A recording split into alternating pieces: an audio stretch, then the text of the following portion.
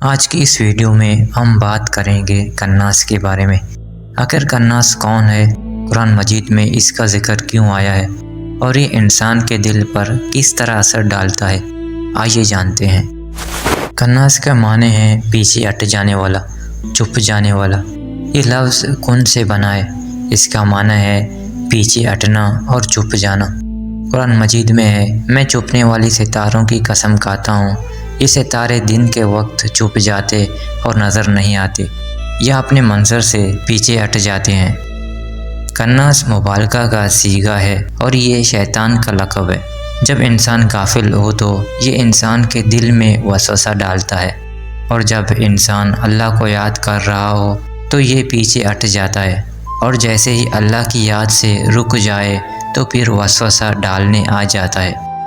ابن عباس بیان کرتے ہیں کہ شیطان ابن آدم کے لقب پر بیٹھا رہتا ہے، جب اس کو سہو یا غفلت ہو تو وہ وسوسہ ڈالتا ہے، اور جب وہ اللہ کا ذکر کرے تو وہ پیچھے ہٹ جاتا ہے۔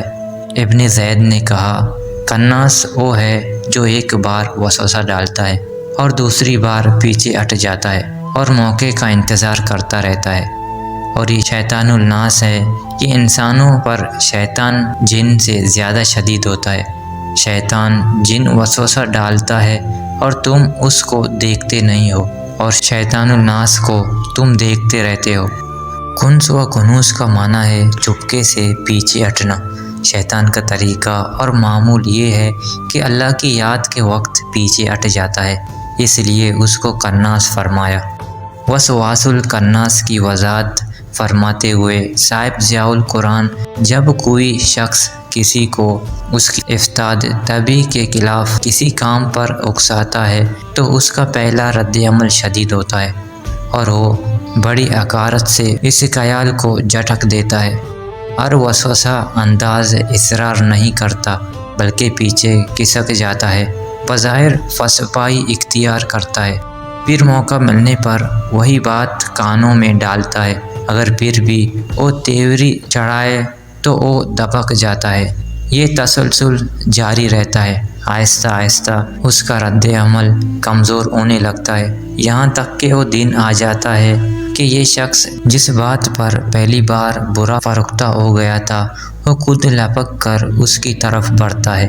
شیطان کا یہی طریقہ ہے کہ وہ انسان کو گمراہ کرتے تھکتا نہیں بلکہ لگاتار اپنے کوشش میں لگا رہتا ہے، کبھی حملہ کرتا ہے، کبھی پسپائی اختیار کرتا ہے، یہاں تک کہ وہ برے سے برے زیرک انسان کو بھی اگر اسے اپنے رب کی فنا حاصل نہ ہو تو چاروں شانے چت گرا دیتا ہے۔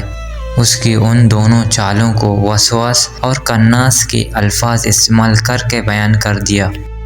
اللہ تعالیٰ نے قرآن مجید میں آخری سورہ ناس میں ارشاد فرمایا، کہہ دیجئے میں پناہ مانگتا ہوں لوگوں کے رب کی، لوگوں کے بادشاہ کی، لوگوں کے معبود کی، وسوسہ ڈالنے والے کناس کے شر سے۔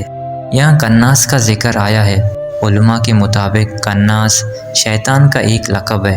کناس عربی زبان کا لفظ ہے جس کا مطلب ہے چھپ جانے والا، پیچھے ہٹ جانے والا۔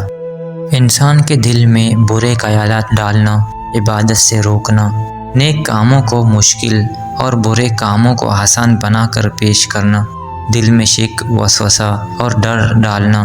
یہی وجہ ہے کہ اللہ تعالیٰ نے ہمیں سورہ ناس سکھائی تاکہ ہم بار بار اللہ کی پناہ مانگیں اور کناس کے شر سے محفوظ رہیں۔